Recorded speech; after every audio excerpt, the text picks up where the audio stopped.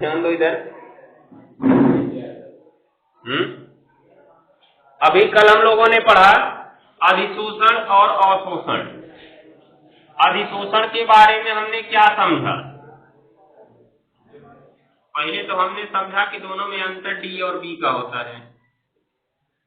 इसको अंतर में लिखे थे, इसको भी अंतर में लिख लेना कि अधिशोषण और अवशोषण की स्पेलिंग में डी और बी का अंतर होता है। समझ गए? हाँ, तो जान लेना, उसको भी लिख देना। अंतर मान लो 2-3 को याद है, चौथा अंतर नहीं याद है तो यही लिख देना, इसकी स्पेलिंग में डी आता है, इसकी स्पेलिंग बी आता है, हो जाएगा।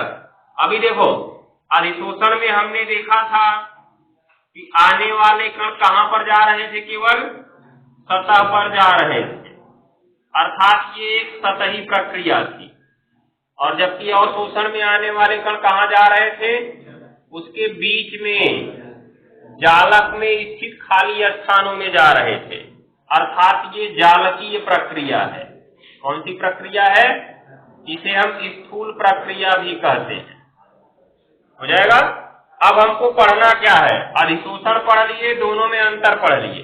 एक प्रक्रिया भी और होती है, शोषण, सॉर्प्शन इसको कहते हैं, केवल शोषण।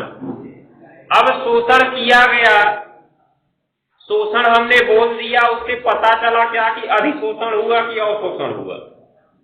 नहीं ना। तो जब अधिशोषण और अवशोषण दोनों होता है तब होती है प्रक्रिया शोषण की। कोई ऐसा एग्जाम्पल जिसमें अधिशोषण और अवशोषण दोनों होता हो, अधिशोषण भी हो और अवशोषण भी हो।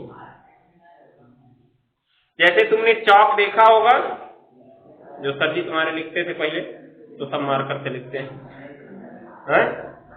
चौक को इंक में डुबा दो, स्याही में डुबा के कुछ देर के लिए छोड़ दो, उसके बाद उसको निकालो तो क्या दिखेगा? चौक नीला दिखेगा तुम्हें। अब जब नीला दिखा, ये चौक है, इसके ऊपर नीला कलर दिखने लगा, इसका मतलब स्याही के कण इसके ऊपर चिपक गए हैं, तभी तो नीला कलर का दिखने लगा चौक। जब ये ले लिया जाए, इसके ऊपर कुछ चिपकेगा तभी तो इसका रंग बदलेगा, बदलेगा ना। वैसे ही तुम्हारा इसमें हुआ, क्या हुआ कि चौक के ऊपर स्याही चिपक गई, इसलिए हमको चौक नीला दिखने लगा। तो अभी तो प्रक्रिया हो गई किसकी? अधिशोषण, क्योंकि ऊपर ही हमने देखा ना, जब हमने चौक को तोड़ा तो हमने क्या पाया कि स्याही के कण जो थे चौक के अंदर भी थे, क्योंकि चौक अंदर से ही नीला हो चुका था। इसका मतलब जो स्याही के कण थे सतह पर तो चिपके ही थे, साथ साथ चौक के अंदर भी चले गए थे। अगर चौक इसकी तरह एकदम प्लेन होता तब अंदर नहीं जा पाते, लेकिन चौक को अगर तुमने ध्यान से देखा होगा तो उसमें छोटे छोटे छिद्र होते हैं। उन्हीं छिद्रों के कारण जो इंक होती है वो जालक के अंदर चली जाती है, और जो जालक की सतह या उनकी जो सतह होती है उस पर भी कुछ इंक चिपक जाती है, अर्थात इंक ऊपर भी रहता है और जालक के अंदर भी जाता है। जो ऊपर चिपका, सतह पर चिपका, वो अधिशोषण, और जो जालक के अंदर चला गया वो क्या? उल्टा बताएं क्या? सही बोले। ये अधिशोषण जो सतह पर चिपका और जो सतह के अंदर गया वो क्या? अवशोषण। इस प्रकार से दोनों प्रक्रिया हो गई, अधिशोषण की भी और अवशोषण की भी। इसको हमने संयुक्त रूप से क्या कहा? शोषण कहा। तो इसकी परिभाषा जान लो, फिर एक चीज आते हैं हम लोग अधिशोषण के प्रकार पे। हेडिंग लिख लो, शोषण। शोषण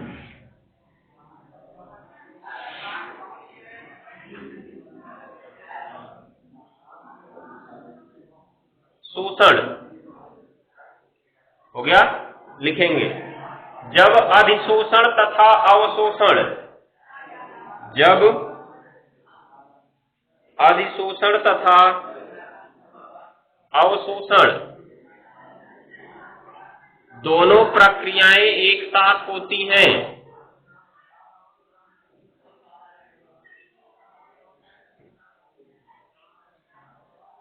जब अधिशोषण तथा अवशोषण दोनों प्रक्रियाएं एक साथ होती हैं तो इसे शोषण कहते हैं। तो इसे शोषण कहते हैं। जैसे चॉक को स्याही में डुबाना, जैसे चॉक को स्याही में डुबाना। अब तुम लोग शुरू हो गए, चलो अब हेडिंग लिखो। एक हेडिंग यहाँ पे अलग से दी गई है, अधिशोषण का कारण। इसको हम लोग नहीं पढ़ेंगे। क्यों नहीं पढ़ेंगे? क्योंकि अधिशोषण की परिभाषा के ठीक नीचे कल उसका कारण लिखवा दिए। क्या है कारण? कारण क्या था? पृष्ठ पर उपस्थित कणों का असंतुलित बल, यही अधिशोषण का कारण होता है। कल हमने इसको विस्तार से समझा। तो आज टाइम खराब करने का क्या मतलब है? जब वही पढ़ने फिर से हेडिंग के अलग रूप में पढ़ने का मतलब नहीं है। देखो हेडिंग, अधिशोषण के प्रकार, टाइप ऑफ एडसॉर्प्शन। अधिशोषण के प्रकार, टाइप ऑफ एडसॉर्प्शन।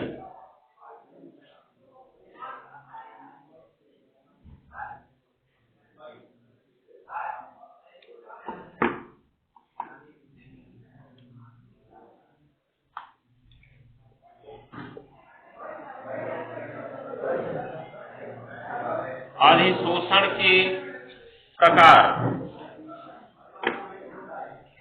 हो गया। अब देखो अधिशोषण क्या होगा, क्योंकि सतह पर अणु चिपके थे, यही अधिशोषण था। ठीक है। अब सतह पर अणु कैसे चिपक सकते हैं? आकर्षण बल दो प्रकार का हो सकता है। चिपकेंगे आकर्षण बल के कारण ही। अगर प्रतिकर्षण होगा तो चिपकेंगे क्या? तब नहीं चिपकेंगे। प्रतिकर्षण होने का मतलब प्रतिकर्षित कर देगा तो चिपकेंगे कहां से? तो तब तो विशोषण हो जाएगा, होगा ना। अब यहाँ पे चिपके कैसे? इन दोनों के बीच या तो आणविक आकर्षण बल लगा हो। कैसा आकर्षण बल? आणविक आकर्षण बल। जब आणविक आकर्षण बल लगता है तो उसे हम भौतिक बल कहते हैं। क्या कहते हैं जी? भौतिक बल। भौतिक बल को हम वान डर वाल्स बल भी कहते हैं। क्या कहते हैं? वान डर वाल्स बल। ये बल कई प्रकार का हो सकता है। विसर्जन बल, द्विध्रुव बल और तीसरा द्विध्रुव और प्रेरित द्विध्रुव बल। तीन प्रकार का होता है। ये किसके बीच लगता है? एक अणु रहेगा और दूसरा भी अणु रहेगा। ठीक है। तो जब अणु और अणु के बीच आकर्षण बल के कारण अधिशोषण की प्रक्रिया होगी तो उसे हम भौतिक अधिशोषण कहेंगे। क्या कहेंगे जी? भौतिक अधिशोषण, क्योंकि ये भौतिक बल के कारण हो रही है ना, ये याद रखे रहना। दूसरा, अगर अधिशोषण परमाणविक स्तर पर हो गया। किस स्तर पर हुआ? परमाणविक स्तर पर। तो हमें पता है जब परमाणु पास पास आते हैं तो या तो इलेक्ट्रॉन त्याग कर आयनिक बंध बनाते हैं या तो इलेक्ट्रॉनों का साझा करके सहसंयोजक बंध बनाते हैं। और इस स्थिति में उनके रासायनिक संगठन में बदलाव आ जाता है। और जब रासायनिक संगठन में बदलाव आ जाता है तो इन बलों को हम कहते हैं रासायनिक बल। कौन सा बल कहते हैं? रासायनिक बल। इसका मतलब जब परमाणविक स्तर पर ये आते हैं जुड़ने के लिए, किस स्तर पर जी? परमाणविक स्तर पर, तब कौन सा बल लगता है? रासायनिक बल लगता है। और ये रासायनिक बल भी तीन प्रकार से हो सकता है। या तो आयनिक हो सकता है, या तो सहसंयोजक हो सकता है, या तो उप सहसंयोजक हो सकता है। इन सबसे तुम लोग परिचित हो। ऐसा नहीं है कि चाहे कहीं भी पढ़े होगे सब लोग इसको पढ़े होगे। चैप्टर नंबर 4 कक्षा 11 संयोजकता, उसमें इन तीनों बंधों के बारे में पढ़े होगे विस्तार से। ठीक है। तो ये दो प्रकार के हमारे बल हैं, एक भौतिक बल, एक रासायनिक बल। भौतिक बल तुमने पढ़ा होगा द्रव्य की अवस्थाएं, जो कक्षा 11 में चैप्टर है। और रासायनिक बल तुमने पढ़ा होगा किसमें? संयोजकता में। दोनों प्रकार के बल हैं। भौतिक बल अगर लगा तो कौन सा अधिशोषण? भौतिक अधिशोषण। रासायनिक बल अगर लगा तो कौन सा अधिशोषण? रासायनिक अधिशोषण। हो गया ना। भौतिक बल में कौन कौन से आएंगे? वैन डर वाल्स बल जो 3 प्रकार का होता है, और रासायनिक बल में आएंगे आयनिक बंध, सहसंयोजक बंध और उप सहसंयोजक। तो ये प्रकार से हमको पढ़ना है दोनों अधिशोषण के प्रकार और उनमें अंतर। तो हम लोग क्या करते हैं, सीधे सीधे अंतर ही पढ़ लेते हैं, ठीक है? या पहले परिभाषा लिख लें? पहले परिभाषा लिखें। चलो लिखो, हेडिंग लिखो पहले। हेडिंग लिखवा दिए, भौतिक और रासायनिक अधिशोषण। तो लिखेंगे आए बस। अच्छा, तो लिखो अंदर अधिशोषण, या एक मिनट ऐसे लिखना, कणों के बीच लगने वाले बल। अब इसमें हमने कण बोला, कण क्यों बोला? क्योंकि कण में अणु, परमाणु या आयन सब आएंगे, ये ध्यान दिए रहना।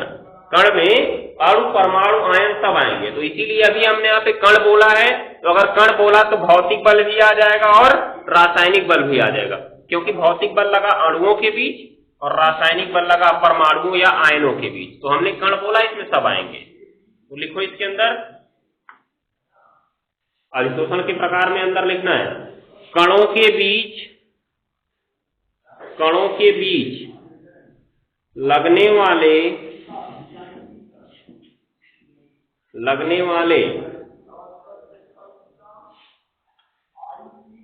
हो गया आकर्षण बल। कणों के बीच लगने वाले आकर्षण बल के आधार पर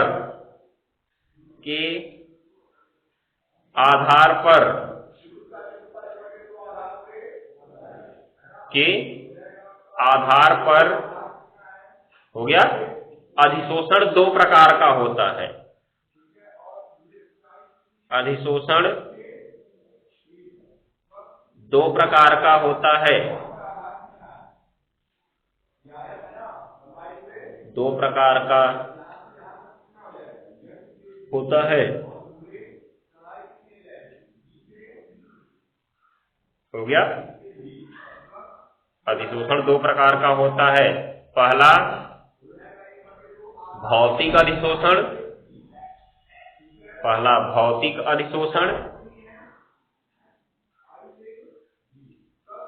दूसरा रासायनिक अधिशोषण।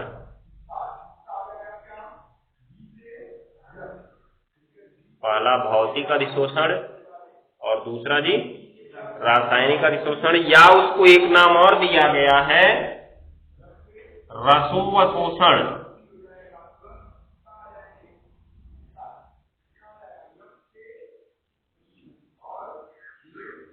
रसोवशोषण मतलब रासायनिक और अधिशोषण को मिला दिया गया है, तो रसोवशोषण बना लिया गया है। ये नाम भी लिख लो, क्योंकि तुम्हारे पाठ्यक्रम में यही नाम इसका दिया गया है। और पता चला वही पूछ रिया कि रसोवशोषण क्या है, तो रटक गए, कहो ये कौन सा नया रस वाला आ गया, लगोगे श्रृंगार रस पढ़ने उसी में। तब लिखो आगे। हो गया। अब वाली हेडिंग लिख लो, वाली हेडिंग भौतिक अधिशोषण। भौतिक अधिशोषण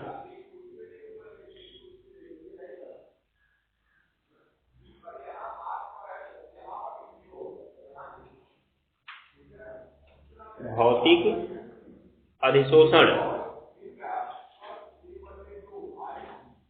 हो गया। लिखो इसमें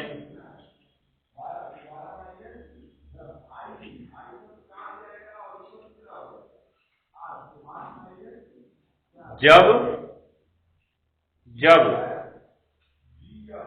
अधिशोषक तथा अधिशोष्य, जब अधिशोषक तथा अधिशोष्य,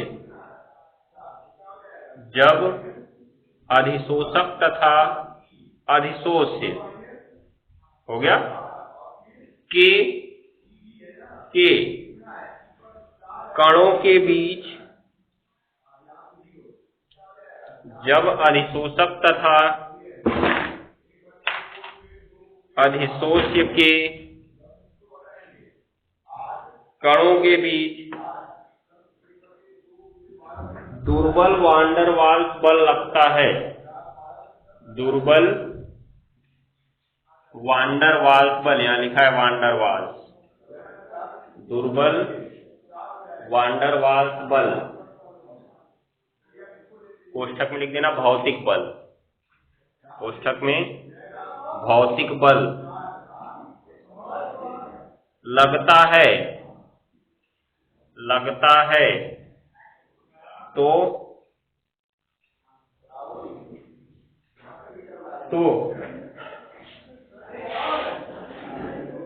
तो इसे भौतिक अधिशोषण कहते हैं। तो इसे भौतिक अधिशोषण कहते हैं। हो गया? ये चीज को ध्यान में रखना, आगे लिखेंगे। जैसे लिख लो इसमें, जैसे ठोसों के पृष्ठ पर सभी गैसों का अधिशोषण, ठोसों के पृष्ठ पर सभी गैसों का अधिशोषण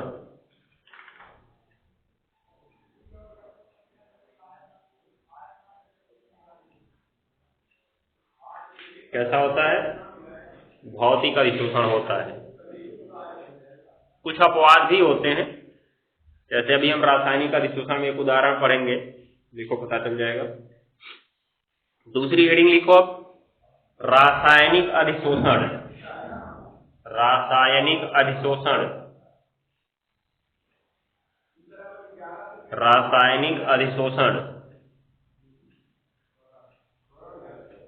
हो गया? लिखो, जब अधिशोषक तथा अधिशोष्य,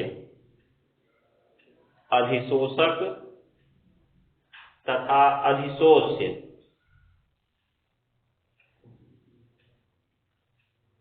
अधिशोषक तथा अधिशोष्य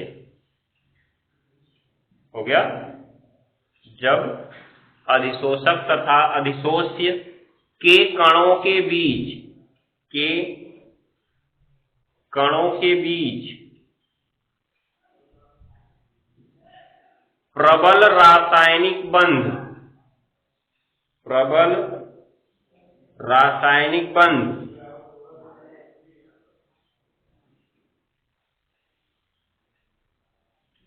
बन जाता है, प्रबल रासायनिक बंध बन जाता है, तो रासायनिक अधिशोषण कहलाता है। रासायनिक अधिशोषण कहलाता है।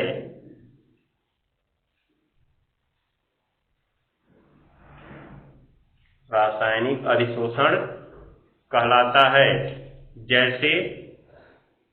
जैसे उच्च ताप पर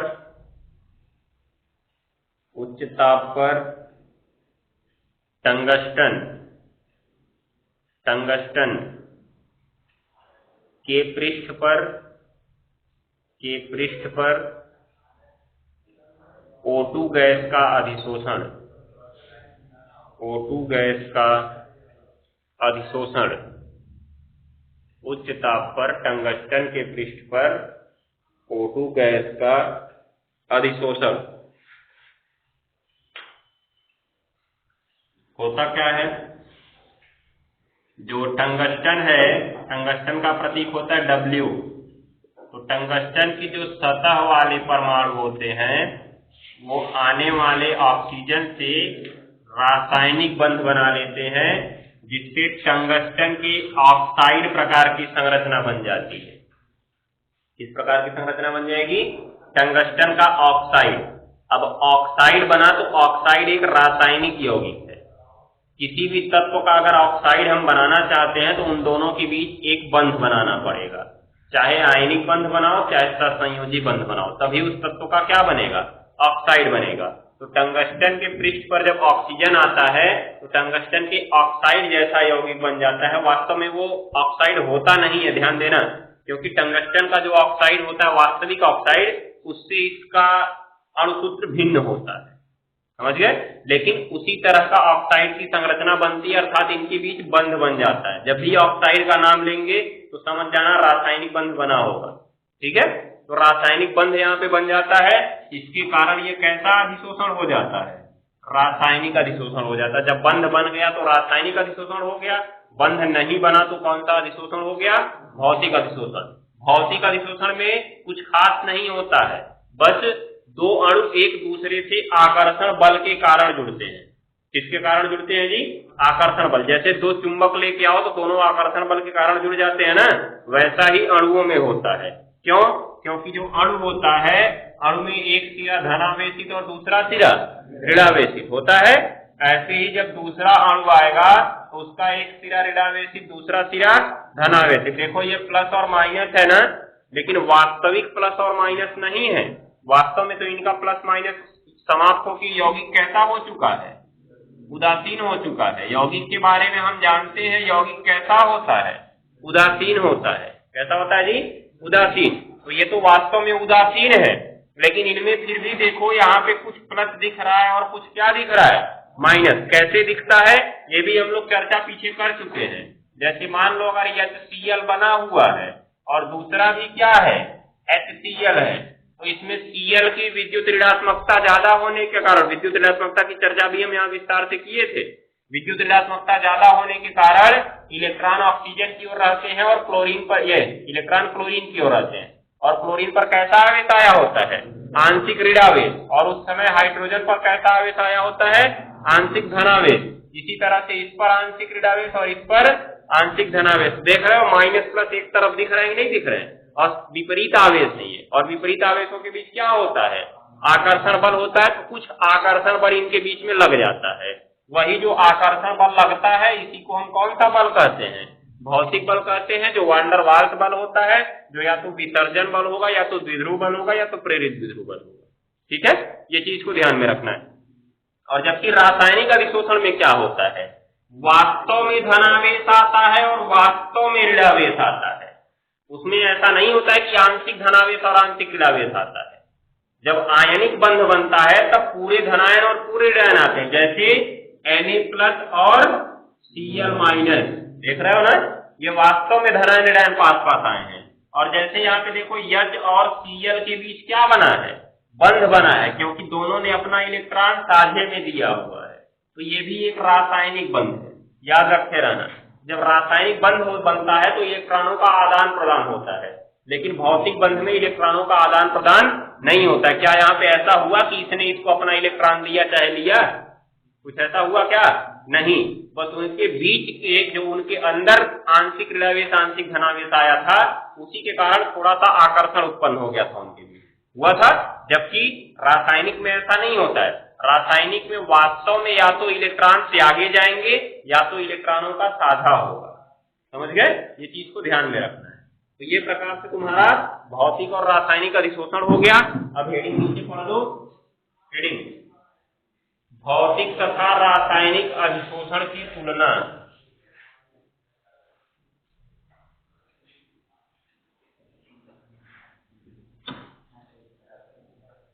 हेडिंग लिखो, भौतिक तथा रासायनिक अधिशोषण की तुलना।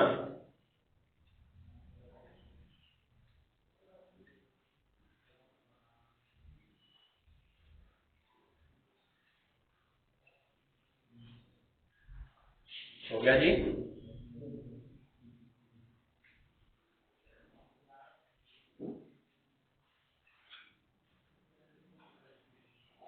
अब इसमें 3 कॉलम बनाओ। पहला कॉलम पतला सा बनाना, बाकी दोनों को सेम सेम बांट दो। पहले में लिखना गुड़, ज्यादा चौड़ा नहीं होगा, इसमें चीनी और उसमें ढेली लिख दो। इसमें लिखेंगे भौतिक अधिशोषण और इसमें लिखेंगे रासायनिक अधिशोषण। नाम पूरा कर लेना, भौतिक अधिशोषण, रासायनिक अधिशोषण। गुण वाला कॉलम ज्यादा चौड़ा मत करना।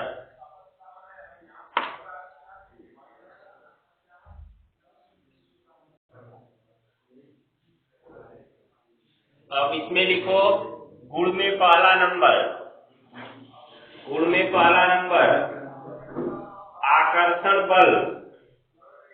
गुण में लिखो पहला नंबर आकर्षण बल। ऐसे देखो गुण में लिखेंगे पहला आकर्षण बल। ये तो सीख चुके हैं कैसा होता है। गुण में पहला आकर्षण बल तो क्या था भौतिक अधिशोषण में, कैसा आकर्षण बल लगा है भौतिक वाले में, वान डेर वाल्स बल लगा हुआ है ना। तो भौतिक अधिशोषण में लिखना दुर्बल वान डेर वाल्स बल।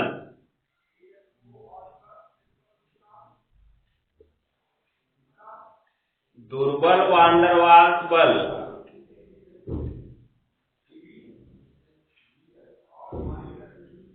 हो गया। उसके बाद रासायनिक में लिखो, रासायनिक में क्या बना था, प्रबल रासायनिक बंध।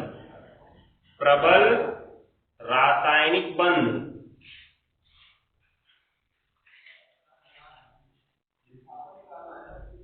प्रबल रासायनिक बंध हो गया। इसमें लिखो गुण में दूसरा नंबर उत्क्रमणीयता। देखो आकर्षण बल वाले पे इंपॉर्टेंट लिख लो और उत्क्रमणीयता वाले पर भी इंपॉर्टेंट लिख लो।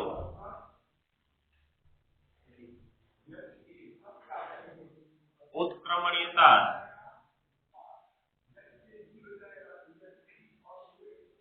उत्क्रमणीयता, उत्क्रमणीयता का मतलब दोनों तरफ से हो सकता है कि नहीं। तो अगर देखो ये भौतिक बल लग रहा है, बात को ध्यान से समझना, भौतिक बल अगर लग रहा है तो कोई भी अणु जाए दोनों के बीच बल तो लग ही जाएगा। चाहे कहें इससे इसके बीच बल लगाए, चाहे इससे इसके बीच बल लगाए। लेकिन अभी सोचो हम लोग जब यौगिक पढ़ते हैं तो यौगिक में एक केंद्रीय परमाणु पढ़ते हैं। क्या पढ़ते हैं जी, केंद्रीय परमाणु। जैसे अगर हम SO3 की चर्चा करें तो ये सल्फर होता है और इसके तीनों ओर कौन जुड़े होते हैं, ऑक्सीजन जुड़े होते हैं। तो सल्फर केंद्रीय परमाणु है अर्थात ये स्थिर रहता है और इसके चारों तरफ से कौन आते हैं, ऑक्सीजन आते हैं। जब हमने पढ़ा होगा संकरण, क्या पढ़ा होगा, संकरण। तुमने क्या पढ़ा था मेथेन की आकृति 10 में, चतुष्फलकी पढ़े थे ना। तो मेथेन की जो चतुष्फलकी आकृति होती है ना, वैसे तो होना चाहिए मेथेन का सूत्र इस तरह से, ये ऐसे होता है। और इसमें देखो अणु के बीच आकर्षण बल लगा हुआ है, ऐसे और ऐसे लगा है ना। इन दोनों में अंतर समझना ध्यान से। अभी होगा क्या, ये वाला अणु है और ये भी क्या है, अणु है। ये पहला अणु है और ये दूसरा अणु है। पहले के पास हम दूसरे को ले आए तो भी आकर्षण लग गया, लग गया ना। अगर हम कहें दूसरे के पास पहले को ले जाएं, मतलब दूसरा अणु पहले रख दें और पहला अणु उसके पास लेके आए, तब भी तो बल लग जाएगा। लगेगा कि नहीं लगेगा, क्यों जी, क्योंकि देखो जब पहला है तो धनावेश इधर ऋणावेश इधर ना, तो दूसरा वाला ले आए तो उसका भी धनावेश इधर ऋणावेश इधर हो गया ना। धनावेश ऋणावेश के बीच आकर्षण बल लग गया, लग गया। दूसरा इसमें जब देखोगे इस वाले में, तो इसमें क्या हो रहा है, दूसरे अणु की चर्चा कर रहा है ना, तो इसका धनावेश ऋणावेश था और पहला जब लेके आए तो इसका धनावेश ऋणावेश था। देख रहे हो, तब भी तो उनके बीच आकर्षण बल लग गया, दिख रहा है। इसका मतलब जो भौतिक अधिशोषण होता है, एक को हम मानते हैं अधिशोषक, क्या मानते हैं, अधिशोषक, और दूसरे को क्या मानते हैं, अधिशोष्य। तो भौतिक अधिशोषण में क्या होगा, अधिशोषक के पास अधिशोष के लाओगे तब भी आकर्षण बल लगेगा और अधिशोषण की प्रक्रिया हो जाएगी ना। उसके बाद अगर अधिशोष्य के पास अधिशोषण लाए, अधिशोषक ले आए, तभी क्या होगा, अधिशोषण की प्रक्रिया हो जाएगी, क्योंकि दोनों तरफ से बल लग रहा है ना, इसमें कोई रासायनिक बंध तो बना नहीं था, हो गया ना। लेकिन अब इसमें सोचो CH4 में कि कार्बन का हाइड्रोजन के साथ बंध बना हुआ है, और इसमें एक बात ध्यान देना, जो कार्बन की हमको इस प्रकार की ये संरचना दिख रही है ना, वो हाइड्रोजन के जुड़ने से नहीं हुई थी, कार्बन पर संकरण के कारण हुई थी। कार्बन पर अगर कोई भी आकर जुड़ना चाहेगा तो उसको यहाँ यहाँ यहाँ और यहाँ से आना पड़ेगा। अब सोचो, जब हम इसके पास हाइड्रोजन को लेके आएंगे तो हाइड्रोजन अपने हिसाब से मान लो हम ऐसे लेके आ रहे हैं हाइड्रोजन को, कितने हाइड्रोजन ले आ रहे हैं, 4 ले आ रहे हैं ना। तो क्या हुआ कि ये हाइड्रोजन चला गया इधर से अपनी दिशा बना लिया, क्योंकि उसको वहीं जाना है, फिक्स है। ये वाला हाइड्रोजन यहाँ बना लिया, ये यहाँ बनाया, और ये वाला यहाँ से आ गया। क्या ऐसा हो सकता है क्या कि ये यहाँ से आया ऐसे ऐसे घूमते चला आएगा, नहीं जा पाएगा। ध्यान दे रहना, उसको एक निश्चित दिशा से ही आना होगा, तभी वो जाके कार्बन से जुड़ सकता है, क्योंकि संकरण के कारण इस कार्बन की आकृति निश्चित हो चुकी है, कैसी, चतुष्फलकीय हो गया। अब उसी व्यवस्था में अगर हाइड्रोजन आएंगे तब ये जुड़ पाएगा। अब अगर हम कहें कि हमने हाइड्रोजन रखा है और कार्बन को पकड़ के ले आ रहे हैं यहाँ पे, तो कार्बन इनसे जुड़ेगा। कार्बन को अगर तुम लेके जाओगे तो क्या कार्बन इनसे जुड़ेगा, नहीं जुड़ेगा। कार्बन जाके अपने वहां रुक जाएगा, उसके बाद हाइड्रोजन घूम घूम के जुड़ेंगे। क्या ऐसा होगा कि कार्बन आएगा, कहेगा भैया लो पहला वाला जोड़ो, फिर इधर मुड़ रहे हैं तो दूसरा का जोड़ लेना, इधर मुड़ेंगे तीसरा जोड़ लेना, इधर मुड़ेंगे चौथा जोड़ लेना, ऐसा होगा क्या? वो मुड़ मुड़ के जुड़वाएगा?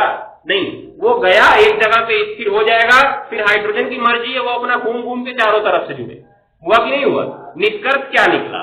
चाहे हम कार्बन के पास हाइड्रोजन को लेके आए, चाहे हाइड्रोजन के पास कार्बन को लेके जाए, दोनों स्थितियों में चलना किसको पड़ रहा है? हाइड्रोजन को ही चलना पड़ रहा है। अर्थात अगर हम इसको अधिशोष्य माने और इसको क्या माने, अधिशोषक माने, तो दोनों स्थितियों में चलना किसको पड़ा? अधिशोष्य को ही चलना पड़ा ना। क्या ये दोनों तरफ से हो रहा है? नहीं, केवल एक तरफ से हो रहा है। किसकी तरफ से? अधिशोष्य से अधिशोषक की तरफ। लेकिन इसमें क्या था, चाहे अधिशोष्य ले आओ चाहे अधिशोषक ले आओ, आकर्षण बल दोनों तरफ से लग गया, लगा था ना। इसका मतलब जो भौतिक अधिशोषण होता है वो कैसा होता है? उत्क्रमणी। उत्क्रमणी माने जो दोनों तरफ से हो जाए।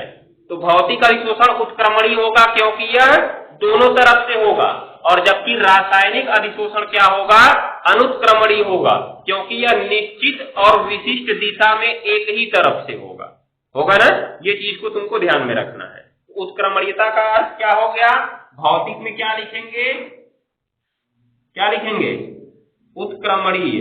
क्यों जी? क्योंकि ये दोनों तरफ से हो सकता है, अधिशोष्य की तरफ से भी हो सकता है और अधिशोषक की तरफ से भी हो सकता है। लेकिन जो रासायनिक अधिशोषण है वो केवल किसकी तरफ से होगा? अधिशोष्य की तरफ से होगा। अधिशोष्य आएगा, अधिशोषक से चिपकेगा, निश्चित दिशाओं में जा जाकर हो जाएगा। ये ध्यान देना। तो ये उत्क्रमणीय और ये क्या?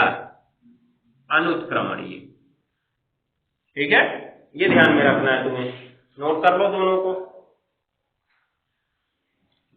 इंपॉर्टेंट है। ऐसे सवाल पूछा जाता है कि रासायनिक अधिशोषण की प्रकृति कैसी होती है, उत्क्रमणीय या अनुत्क्रमणीय। तो याद रखे रहना, रासायनिक अधिशोषण निश्चित और विशिष्ट दिशाओं से ही होता है, इसलिए ये अनुत्क्रमणीय होगा।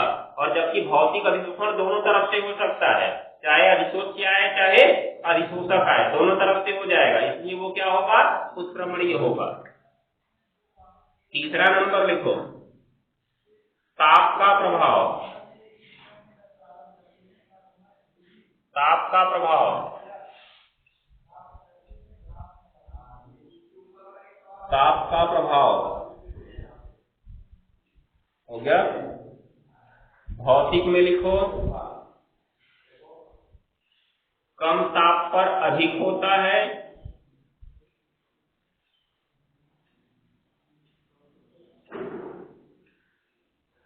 कम ताप पर अधिक होता है, और ताप बढ़ाने पर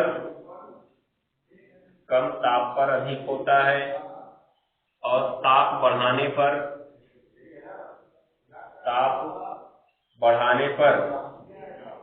विशोषण हो जाता है।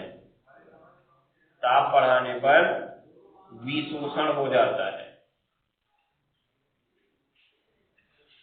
ताप बढ़ाने पर विशोषण हो जाता है। हो गया ना? अब सोचो क्यों ऐसा हुआ? क्योंकि जो अणु होते हैं उदासीन होते हैं और गति करते हैं। क्या करते हैं जी? गति करते हैं। अब किसी कारण से अगर वो आकर्षण बल से आगे एक दूसरे के पास बंध गए,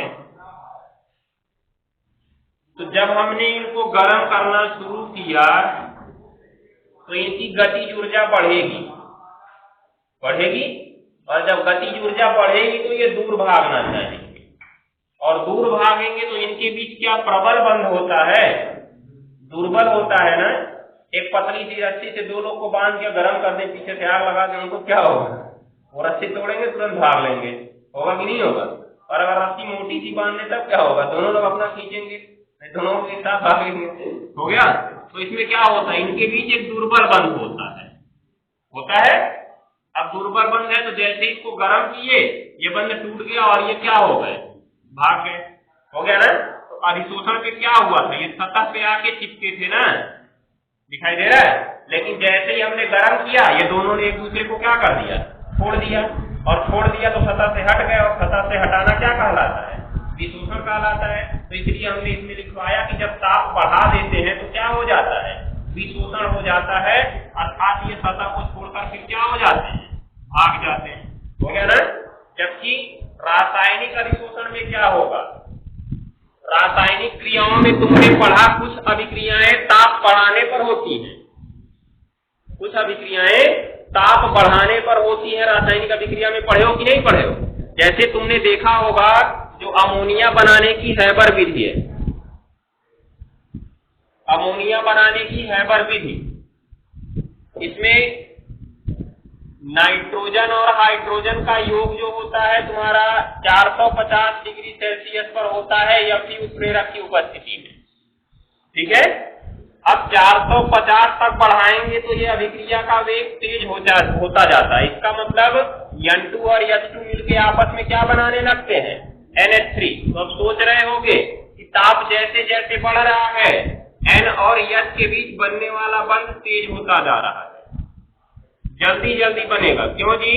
क्योंकि जब रासायनिक अभिक्रिया होती है तो बात को ध्यान से समझना, रासायनिक अभिक्रिया होने के लिए पहले अणु को परमाणु में टूटना पड़ता है। किसमें टूटना पड़ता है? परमाणु में। जब अणु टूट जाता है परमाणु में, तब वो किसी दूसरे से बंध बनाता है।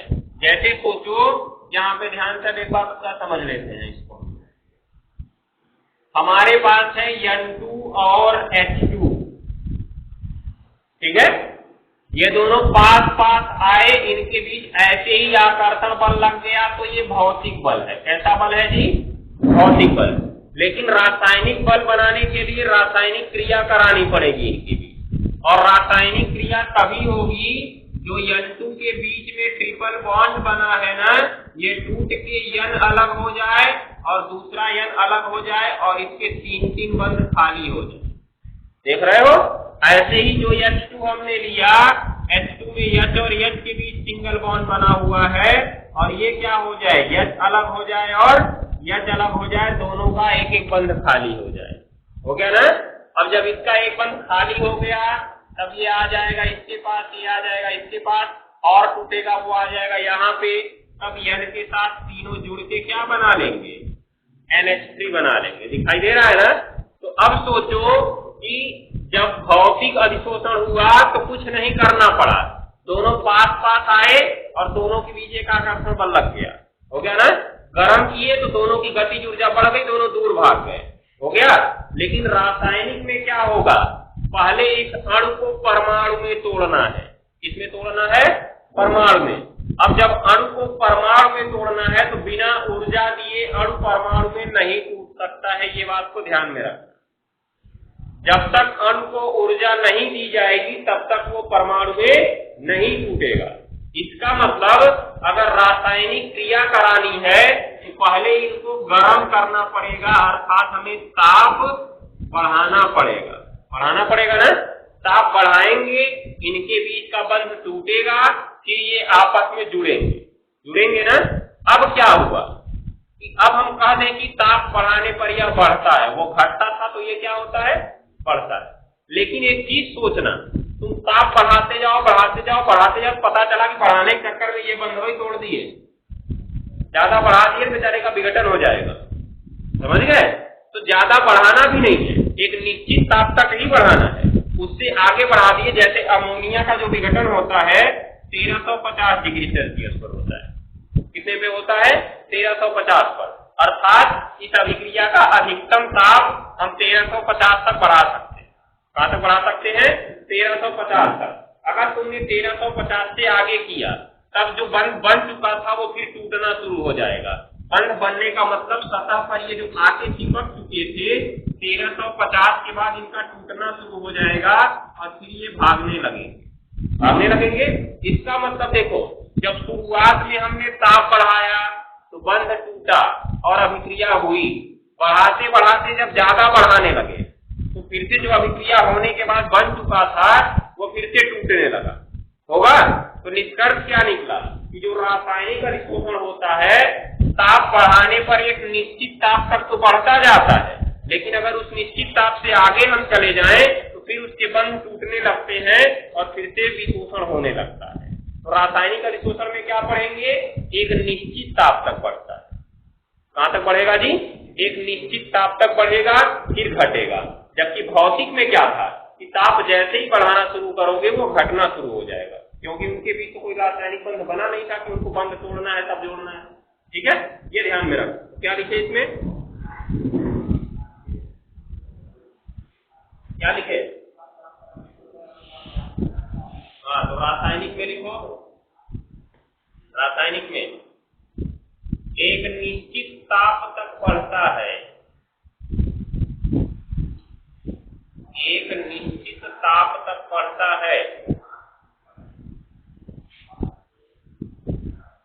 एक निश्चित ताप तक बढ़ता है, तो क्या? फिर घटता है। एक निश्चित ताप तक बढ़ता है, फिर घटता है। हो गया ना? जैसे देखो, ये अमोनिया वाला जो है कहां तक बढ़ेगा? 1350 तक तो ठीक है, कोई प्रॉब्लम नहीं है, लेकिन 1350 से आगे जैसे ही बढ़े, जो नाइट्रोजन और हाइड्रोजन आपस में जुड़े थे, अर्थात यहाँ पे अधिशोषण हुआ था, वो बंध फिर से टूटना शुरू हो जाएगा। किसके आगे से? 1350 के आगे से। तो इसका मतलब ये 1350 तक बढ़ेगा, उसके बाद क्या होगा? घटने लगेगा। हो जाएगा? ये याद रखते रहना। आगे लिखो।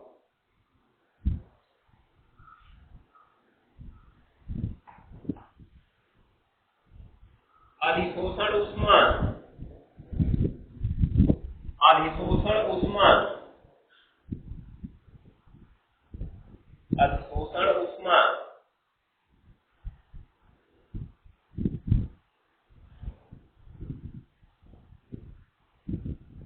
अधिशोषण ऊष्मा हो गया। अब यहाँ अधिशोषण ऊष्मा एक प्रकार से बंध ऊष्मा के परिप्रेक्ष्य में ली जाएगी। इसमें ली जाएगी जी बंध ऊष्मा।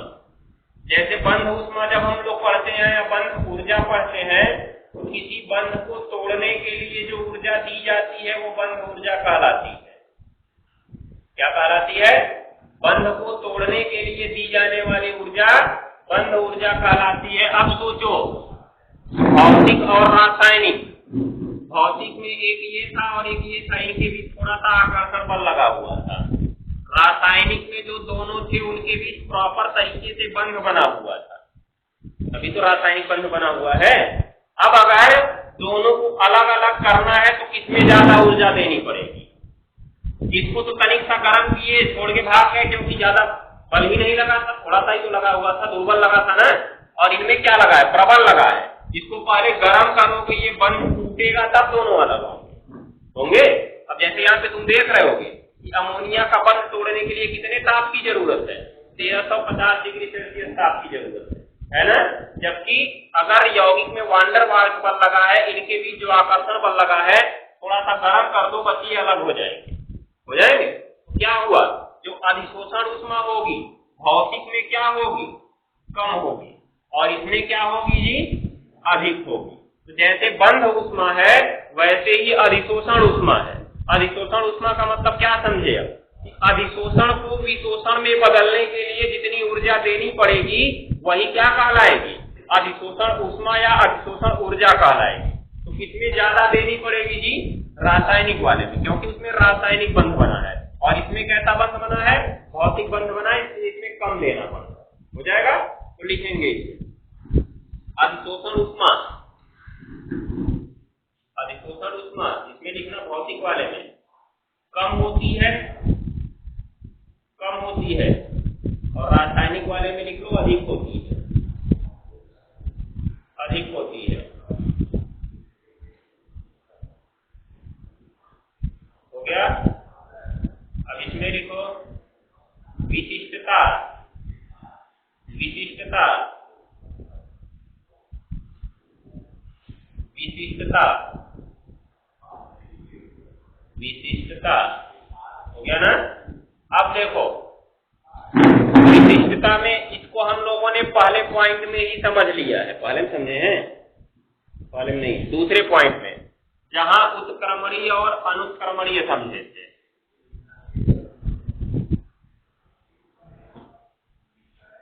उत्क्रमणीय में हमने देखा जिधर से चाहो उधर से हो जाता है, तो उसकी कोई दिशा होगी, मतलब एक अणु हमने रखा, चाहे जिधर से अणु लेके आओ आकर्षण बल लग जाएगा, कहीं से ले आके जोड़ दो, हर जगह से आकर्षण बल, क्योंकि अणु के बीच ही आकर्षण बल लगना है, तो कैसे भी लग सकता है, किधर से भी लग सकता है। चुंबक को जब तुम पास लाते हो तो अगर उसके नॉर्थ साउथ को पास ले आओ तो चाहे जैसे भी लेके पास आओ वो चिपकेंगे, चिपकेंगे ना। चाहे अगर नाप तुमने ऐसे किया हुआ है, इसको इधर से पास लेके आया तब भी चिपकेगा, उधर से पास लेके गया तब भी चिपकेगा, इधर से ले आया तब भी चिपकता, इधर से ले आया तब भी चिपकता। होता है कि नहीं होता है। इसी प्रकार से जब हम रासायनिक में चले, अर्थात जैसे कार्बन का जो हमारा बंध बना हुआ था, तो क्या हाइड्रोजन की अपनी मर्जी की चाहे जहां से आ सकता था, हाइड्रोजन की अपनी मर्जी की कहीं चला जाएगा नहीं, फिक्स था कि एक हाइड्रोजन को यहाँ आना है, फिक्स था कि दूसरे को यहाँ आना है, तीसरे को यहाँ आना है, चौथे को यहाँ आना है। अगर यहाँ से कोई आ गया तब उसे कोई बंध नहीं मिलेगा, मिलेगा क्या, नहीं मिलेगा। अर्थात जो रासायनिक होगा वो निश्चित दिशा में होगा और विशिष्ट होगा, विशिष्ट माने एक निश्चित जगह पे ही है, देख रहे हो। और जबकि भौतिक में क्या हुआ, अणु चाहे जहां से आए उनके बीच आकर्षण बल लग जाएगा, लगेगा। तो भौतिक अधिशोषण में क्या लिखेंगे, अदैशिक, अदैशिक मतलब इनकी कोई दिशा नहीं होती है, और जब कोई दिशा नहीं है तो ये विशिष्ट नहीं है, अविशिष्ट होगा। तो अदैशिक तथा अविशिष्ट, अदैशिक तथा अविशिष्ट, भौतिक वाले में लिखना अदैशिक तथा अविशिष्ट, और जबकि रासायनिक में लिखो सदैव दैशिक तथा विशिष्ट, सदैव दैशिक तथा विशिष्ट। हो गया ना। ये प्रकार से हमारा अधिशोषण का प्रकार खत्म हो गया। ये इंपॉर्टेंट हेडिंग थी, याद रखे रहना, क्योंकि अब इससे बीच में तुम्हारा एंजाइम उत्प्रेरण हटा दिया है जो पूछा जाता था, उत्प्रेरण हटा दिया है जो पूछा जाता था, वो हट गया, तो इधर की प्रायिकता बढ़ जाती है, याद रखे रहना। अब इस चैप्टर से तुमको 5 नंबर के सवाल पूछे जाएंगे, सवाल लगाना नहीं है एक भी, हर एक थियरी लिखनी है, और थियरी वो भी चूजिंग पॉइंट पे लिखनी है। जैसे तुम्हारा यहाँ अधिशोषण में अंतर पूछ लेगा तो 4 अंतर लिख दिए, तुम्हारा बहुत है। कितना अंतर लिखवाए, 5 लिखवाए, तो 4 को उसमें से कोई भी लिख दो, सही है। उसके बाद और इधर से तुमसे कुछ नहीं, इसके पहले पूछा जाएगा, मैक्सिमम पूछा जाएगा, तो अधिशोषण और अवशोषण में अंतर पूछ लिया जाएगा। लेकिन इस खंड में सबसे इंपॉर्टेंट यही है अधिशोषण का प्रकार, और उसमें जो तुलना कराई गई। उसके बाद हम लोग चलेंगे कोलाइडी अवस्था में। इस चैप्टर की सबसे इंपॉर्टेंट हेडिंग कोलाइडी अवस्था ही है, क्योंकि कोलाइडी अवस्था में ही हम पढ़ेंगे ब्राउनी गति, किंडल प्रभाव, और जो तुम्हारा क्या था, स्वर्ण संख्या, पूर्णमान, ठीक है। इनको हम पढ़ेंगे 4 चीजों को। उन 4 में से तुम्हारा 2 फिक्स होता है 3 नंबर का, 1 से 2 नंबर पे टिप्पणी पूछी जाती है, और 1 का 1 नंबर में परिभाषा पूछी जाती है। 3 नंबर का वहां से फिक्स है, 2 नंबर हो सकता हो तुम्हारा यहां से आ जाए। ठीक है, तो याद रखे रहना, क्योंकि बीच के 2 खंड हटा दिए गए हैं। एंजाइम उत्प्रेरण हटा दिया है, जिसका ताला कुंजी सिद्धांत बहुत इंपॉर्टेंट था, वो लगभग हर साल पूछा जाता है, इसलिए वो हटा दिया है। तो वो तुम्हारा हट जाएगा, जो वहां से 2 नंबर हटेगा वो या तो इधर पूछा जाएगा या तो कोलाइडी अवस्था में कोई ये सिद्धांत पूछ लेगा। ठीक, ज्यादा इंपॉर्टेंट इसी की बनती है, यही ज्यादा इंपॉर्टेंट लग रहा है इधर खंड में, क्योंकि इसके बाद वाला जो हिस्सा है वो हटा दिया, तो यही इंपॉर्टेंट बनेगा तुम्हारे लिए, याद रखे रहना, बाकी चीजें होंगी कल। इसमें नंबर पूरा पा सकते हो, बस थोड़ा सा ध्यान देने की जरूरत है, क्योंकि अब इसमें सवाल नहीं है कि तुम गलती करोगे, बस थियरी है, वो तुम्हारे ऊपर निर्भर करता है कि तुम उसको किस तरह से याद करते हो। अब उसमें कोई तुमको हाथ पकड़ के हम उसमें कोई सूत्र नहीं पढ़ाएंगे कि ये वाला सूत्र याद कर लो तो सवाल लग जाएगा, सूत्र नहीं पढ़ना। हमारा तो काम है नोट लिखवाना, समझाना, तुम्हारा काम है उसको समझना और पढ़ना और याद करना, रिवीजन करना, जितनी बार कर नहीं करोगे तो बाकी तुम लोग जानोगे। चलो।